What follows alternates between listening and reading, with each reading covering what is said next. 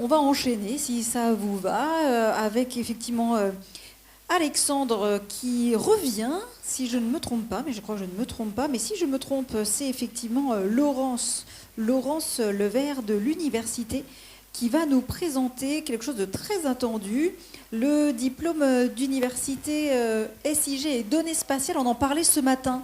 Pour tout te dire, Laurence, je leur ai fait une petite interrogation surprise, tu vois, en mode sondage. Et donc, ce sujet est apparu. Ils ont relativement bien répondu. En voyant que le...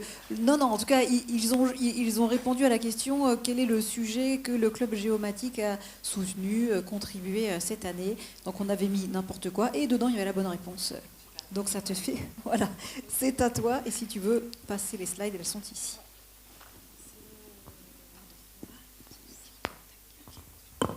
Bonjour à tous. Donc moi effectivement je suis Laurence Levert. Alors je représente donc l'université, le pôle formation continue et alternance que je dirige aujourd'hui. Je me fais porte-parole parce que c'est pas un sujet, pour être tout à fait honnête, que je maîtrise. Donc les questions seront redirigées vers Pascal Dumas qui portera ce diplôme d'université. Et effectivement, donc, nous, en tant que pôle formation continue et alternance, on accompagne les enseignants-chercheurs, les porteurs scientifiques, dans le déploiement de diplômes d'université, de formation qui répondent aux besoins donc, du territoire.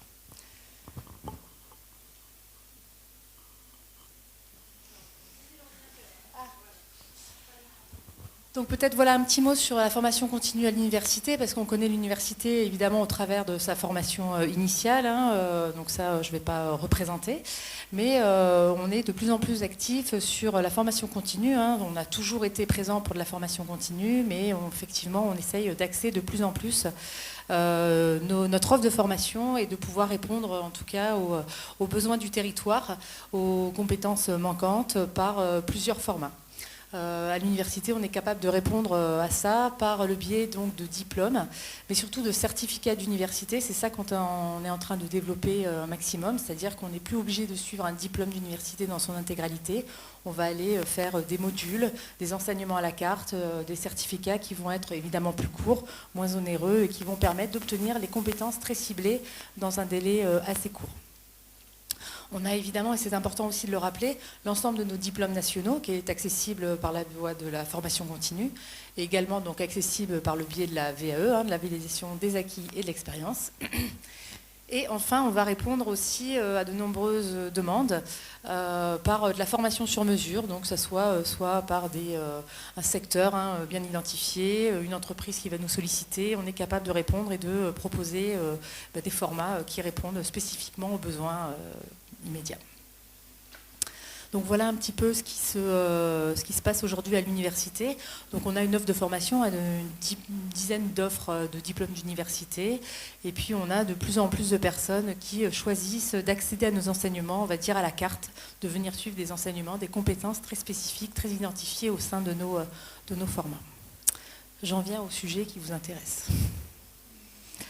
Donc pourquoi un DU SIG aujourd'hui? Donc je vais lire beaucoup les slides, puisque c'est grâce à vous, parce qu'évidemment l'initiative elle n'est pas venue que de l'université, on a été sollicité, il y a un travail qui a été fait notamment avec Damien, ici présent, pour élaborer et réfléchir à un DU qui pourrait répondre en tout cas aux besoins qui ont été identifiés et qui sont en cours d'identification pour être tout à fait précis. Parce qu'aujourd'hui, je ne vais pas vous présenter le programme, la maquette pédagogique, puisqu'on est vraiment en cours d'élaboration. L'idée néanmoins, c'est d'ouvrir un diplôme d'université l'année prochaine. Pareil, le calendrier est à caler, mais en tout cas, on est vraiment dans le projet bien entamé. Donc avec un constat partagé, comme quoi les compétences SIG sont essentielles, mais dispersées entre services et structures, que le territoire ne dispose pas d'une formation locale certifiante pour les professionnels, et que les besoins vont couvrir finalement tous les niveaux, une initiation donc pour les non-spécialistes, un renforcement pour les techniciens et finalement une spécialisation pour les chefs de projet par exemple. Il y a eu plusieurs temps forts, puisque donc, cette réflexion de DU-SIG, alors je sais qu'elle remonte même de plusieurs années, je ne sais pas exactement Damien depuis quand, mais je sais que le sujet a souvent été porté, mais là cette année, ça y est, on s'est mis à la tâche. Et donc en 2025, il y a eu plusieurs temps forts. Pour l'instant, il y en a eu 2, il y en a un 3e début 2026 sur lequel on vous attendra tous d'ailleurs.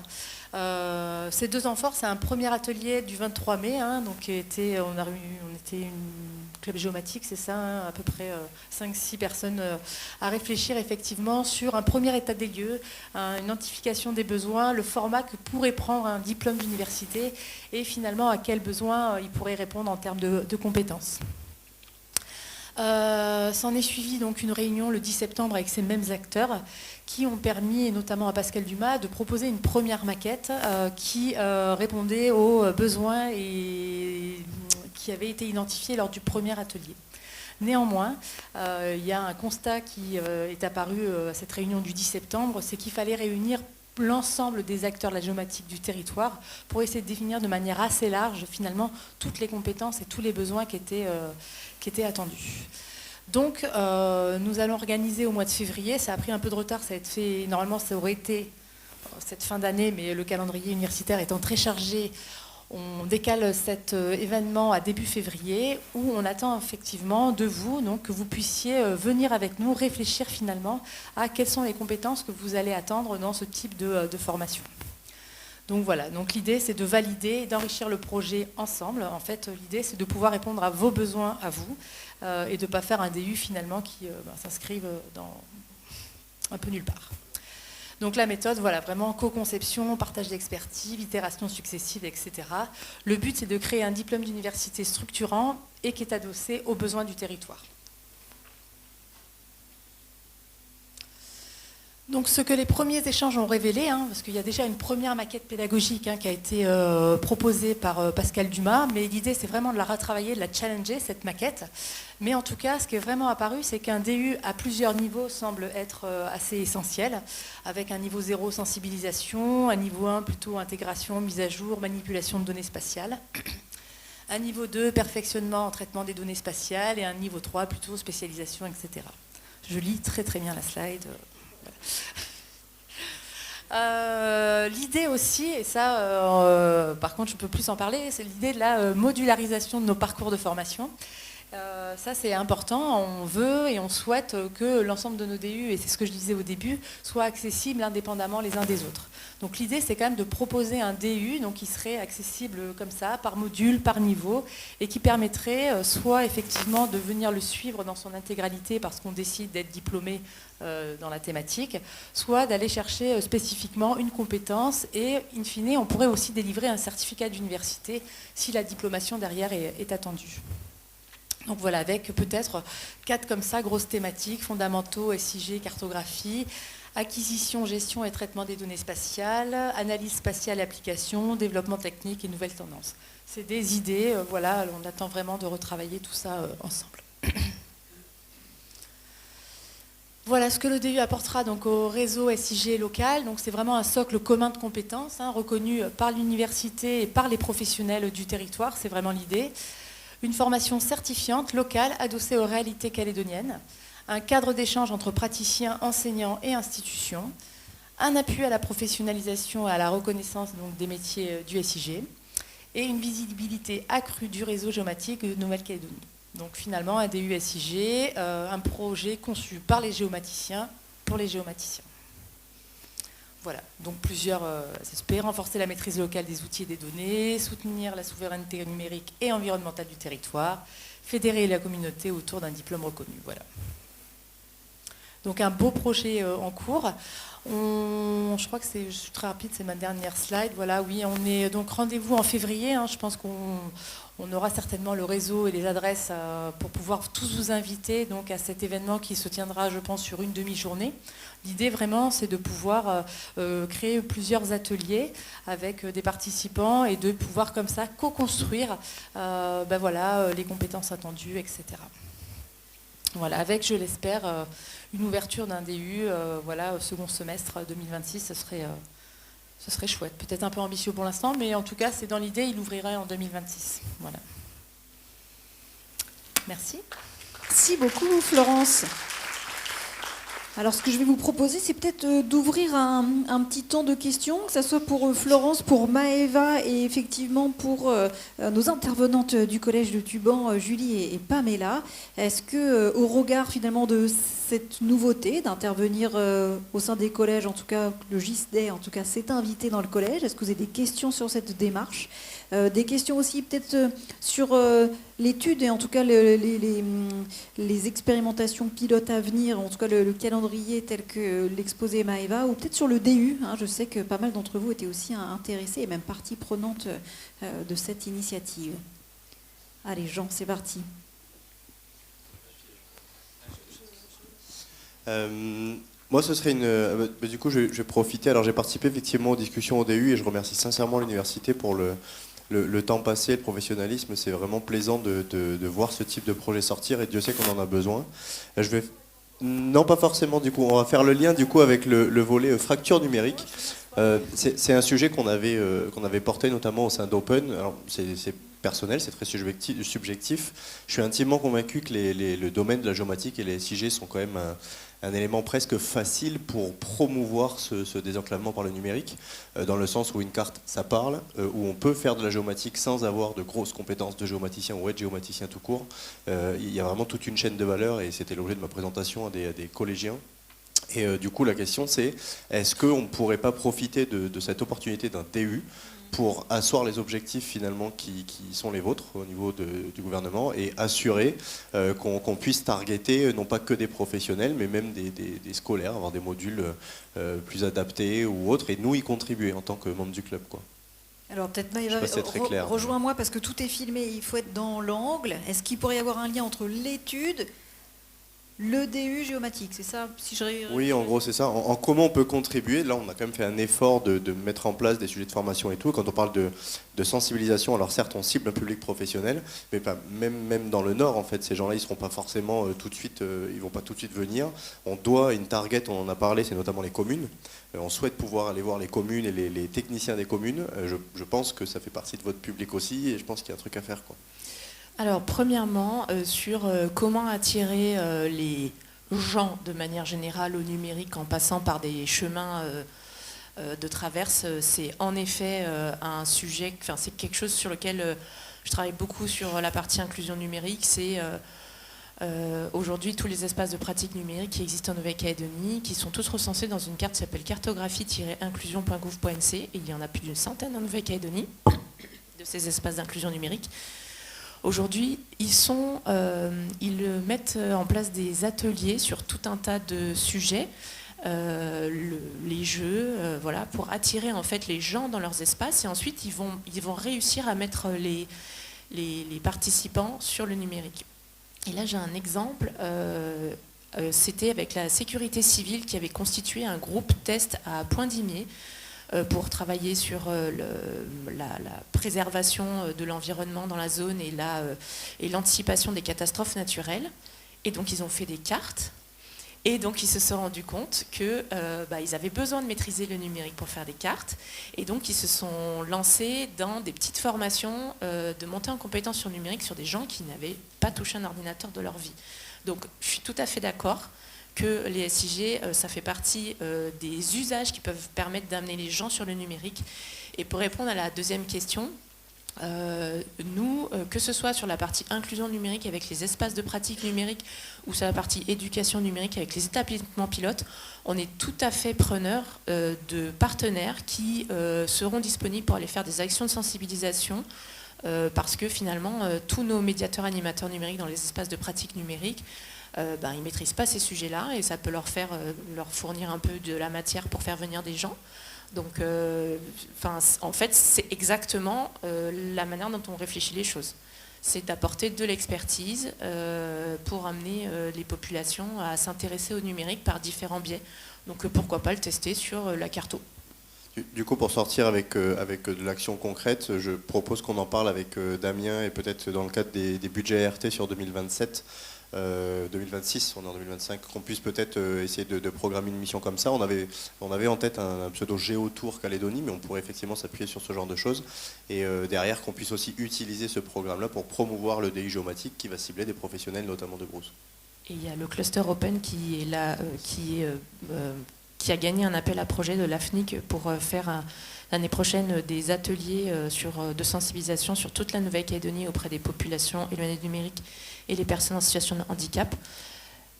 Et donc, pourquoi pas avoir quelques ateliers sur ce sujet. Je pense aux personnes en situation de handicap, la question de la géomatique et de où est-ce que c'est accessible pour eux, c'est hyper important. Voilà, bon, on pourrait encore en parler des heures. En tout cas, on sent que voilà, les partenariats win-win, finalement, on aurait dû le cocher comme une bonne réponse aussi. En tout cas, se montent. Autre question de Pierre Lot tout en haut.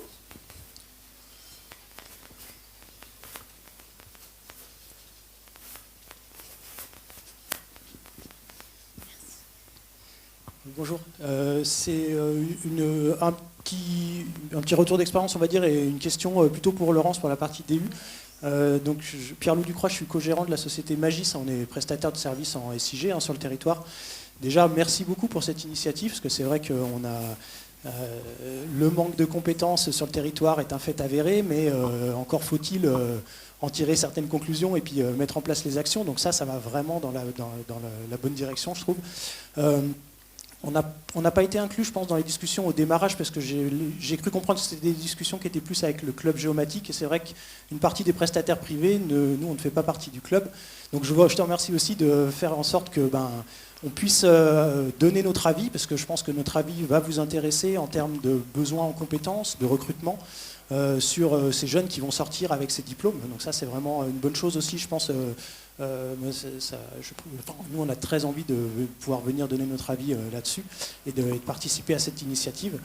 Mon petit retour d'expérience, c'est que oui, alors effectivement, les recrutements des jeunes Calédoniens avec des diplômes SIG, c'est compliqué. Magis, on est 7 personnes. Il y a à peu près une dizaine de personnes qui sont passées par Magis. Et on arrive maintenant à avoir 2 Calédoniens dans notre équipe. Au bout de 10 ans, même 12 ans. Et voilà. Et donc, ça a été compliqué pendant longtemps. On voit qu'il y a un petit peu d'amélioration, mais clairement, il y a encore un manque de compétences et on est très demandeurs, nous, de compétences, de jeunes qui veulent s'impliquer pour leur territoire, qui sont prêts à aller aussi bien dans des entreprises privées que dans les administrations. Alors, c'est important, effectivement, que les administrations soient bien dotées en ingénieurs SIG ou en techniciens SIG, mais nous, en tant que prestataires également, puisqu'on a des besoins en recrutement aussi, évidemment, quoi. Voilà, donc ça c'était un peu ma remarque personnelle. Ma question c'était plutôt comment va s'organiser justement cette journée, comment est-ce que ça va se passer, est-ce que c'est plutôt l'UNC qui va l'organiser ou OpenNC ou le club et voilà, et faire en sorte qu'on puisse être au courant de ce qui va se passer pour y participer évidemment si c'est possible. Merci. Oui, c'est tout à fait juste. D'ailleurs, c'est cette réunion du 10 septembre qui nous a amené à effectivement se dire qu'effectivement c'était important d'associer tout le monde. D'où l'idée effectivement d'organiser cet événement qui va rassembler tous les acteurs en Calédonie. Donc vous serez, alors par le biais, c'est porté par l'UNC, mais évidemment on est là avec le gouvernement, avec Dataterra, enfin voilà, on travaille avec beaucoup de monde aussi autour de nous pour pouvoir mieux accompagner encore ce DU-là. Et donc, évidemment, vous serez conviés. Alors, je ne sais pas par quelle liste ou réseau, mais j'imagine que vous les avez. Et que, voilà, on va tout diffuser l'information pour qu'effectivement, vous puissiez assister à cette matinée. Alors, il me semble que ça sera sur une matinée avec une présentation générale, je pense, de ce qui est possible. Et ensuite, des ateliers qui seront organisés pour justement co-construire le DU, en tout cas le programme, ou affiner, en tout cas, si ce qui a été d'ores et déjà réfléchi doit être affiné. Voilà. Après, tout à l'heure, j'ai rebondi, vous parliez donc des jeunes du territoire. Attention, ce DU s'adresse pas forcément à une jeunesse, puisque c'est un diplôme d'université qui s'adresse donc, c'est à la formation tout au long de la vie. Et ça permet aussi de monter en compétence toutes les personnes qui sont d'ores et déjà en poste. Et c'est ça aussi l'idée de monter un DU par niveau de compétence, parce qu'on pourra effectivement, pour une personne qui n'a pas forcément les notions de base et qui pourrait, au travers de son emploi, qui lui nécessiterait d'avoir des notions formation, eh bien, il y aura peut-être un premier niveau. Alors je m'avance peut-être un peu, mais c'est un peu l'idée. Et puis peut-être quelqu'un qui est déjà bien abouti et qui est déjà bien en poste et qui va avoir besoin d'aller chercher une compétence bien définie, eh bien, ne pourra avoir accès peut-être qu'au dernier certificat d'université qui compose le DU. Enfin, c'est dans l'idée, ça serait de faire quelque chose un peu comme ça. J'espère que ça pourra être construit comme ça. Il me semble que c'est comme ça que la formation tout au long de la vie maintenant doit être construite pour permettre d'être accessible à un plus grand nombre. Voilà.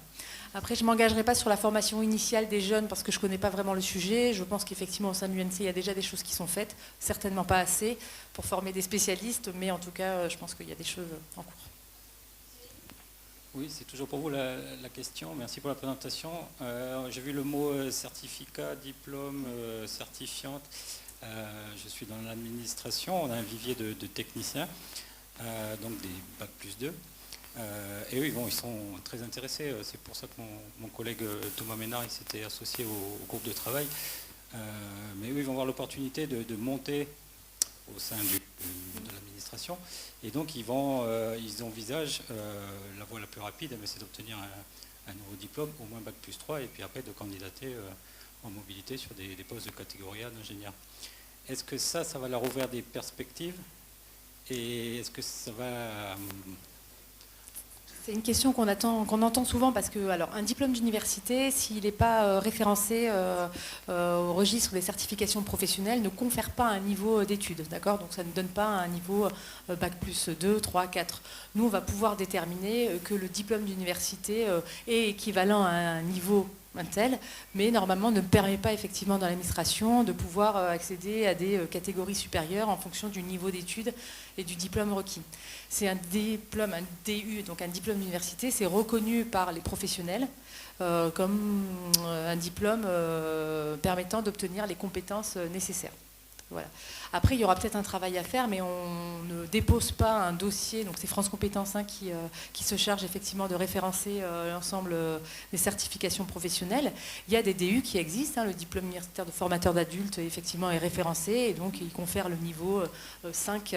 Voilà, mais quand on ouvre un DU, il n'est pas d'office présenté à France Compétences pour être reconnu à ce niveau-là. Donc après, je ne sais pas comment ça se passe dans l'administration, mais en tout cas, ça ne confère pas de niveau national. Après, ce qui est quand même intéressant dans les DU, c'est ce que tu disais, c'est quand même ce dispositif à la carte. Donc ça permet quand même aux personnes, en fonction de leur niveau de compétence, d'aller, comme tu le disais, piocher le module intéressant pour forcément monter en compétence.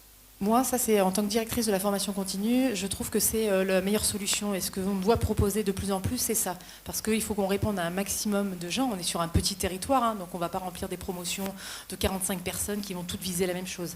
Vous avez tous des besoins différents. Et donc il faut aussi, alors à mon sens, il ne faut pas non plus partir dans quelque chose de complètement hyper large et démesuré. Il faut quand même aller cibler. Et l'idée pour moi d'associer, de faire des blocs de compétences, c'est évidemment qu'on va pouvoir parler peut-être à plus de monde et que chacun va pouvoir s'y retrouver, quoi. Avec la reconnaissance par les professionnels de ce DU, puisqu'il aura été co-construit par vous, donc avec une reconnaissance des compétences qui auront été acquises et transmises au travers de ce diplôme d'université. Et même transmise, parce que ce DU ne sera pas aussi dispensé sans vous. C'est-à-dire qu'on a nos enseignants-chercheurs à l'université qui vont assurer une partie des enseignements, mais les équipes pédagogiques vont être complétées de toute manière de professionnels du territoire pour pouvoir dispenser les enseignements nécessaires. Merci. Oui, Christophe, rapidement, une dernière question. J'ai une question sur le modèle financier, en fait, Oui. du DU. C'est-à-dire comment il est financé, quelle est la part des étudiants versus, je ne sais pas qui, dans le gouvernement, etc. Je ne sais pas si c'est le moment de demander les subventions. Alors, la formation continue à l'université est entièrement financée par les stagiaires aujourd'hui. Alors, effectivement, on est parfois accompagné avec des subventions, soit des appels à projets qui nous permettent de réduire le coût de la formation pour le stagiaire. Mais ça, il ne faut pas cacher que la formation continue coûte cher. Aujourd'hui, je n'ai pas de modèle économique parce que je n'ai pas de nombre d'heures et je n'ai pas non plus la nature des enseignants qui vont intervenir. Est-ce qu'on aura besoin de faire venir des personnes de l'extérieur, par exemple? Ça aussi, ça a un coût. Enfin voilà, il y a plusieurs choses qui peuvent être envisagées. Et en gros, est-ce que vous avez un tarif moyen ou non? Vraiment, ça dépend quand même de chaque DU? Bon, ça dépend quand même de chaque DE, mais le coût, l'heure de formation continue, en règle générale, en Nouvelle-Calédonie, je ne parle pas de l'université, c'est entre 3 et 5 000 francs de l'heure. Donc ça donne une idée. Parfait. Voilà, ça peut donner une idée. Question de Maëva? Oui, bah, ce n'est pas une question, c'est plutôt un complément d'information. Puisque ces derniers mois, les équipes de l'université, de la CCI, du FIAF, du gouvernement ont été très actifs sur un projet qui s'appelle Campus N, pour lequel la Nouvelle-Calédonie est donc lauréate de 300 millions de francs CFP. Et il y a une partie de ces fonds qui vont être destinés à financer l'évolution professionnelle, la reconversion professionnelle. Je ne dis pas que ça va être ciblé sur les SIG, mais ça fait partie de... Vous êtes tous d'accord pour que ça aille sur les SIG. Voilà, et à côté de ça, il y a aussi des travaux sur... c'est toi qui travailles là-dessus, ça, France 2030 pour... Oui.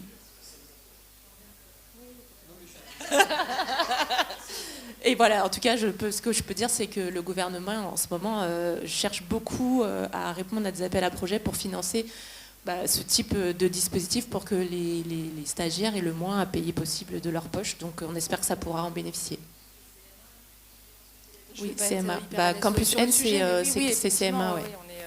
Si effectivement il peut y avoir une ligne qui est dédiée et qui pourrait financer une partie du DU, l'idée directe de toute manière, ça vient diminuer la facture pour le stagiaire. Voilà. Je vais peut-être faire un petit mini complément sur l'université, qui est quand même assez exemplaire dans la réponse aux appels justement de France 2030 et qui vient de gagner en fait sur le programme Compétences et métiers d'avenir en ciblant en fait plusieurs filières, dont l'énergie. Et donc là, derrière l'énergie, on voit pas mal en fait de métiers liés forcément au numérique. Voilà, administration de réseau, mais voilà, technicien et forcément aussi SIG quand on parle de l'énergie. Donc ça, c'est pareil, je n'ai plus l'enveloppe en tête, mais en tout cas, ça vient de se faire. Donc ça peut être très complémentaire de l'appel, effectivement, d'ailleurs, je ne sais pas le même. Des fois, il y a un amalgame, il y en a peut-être deux. Voilà. Oui, il y a des carbonations. Enfin, il y a plein de sujets en cours. C'est vrai qu'on est sur pas mal de projets.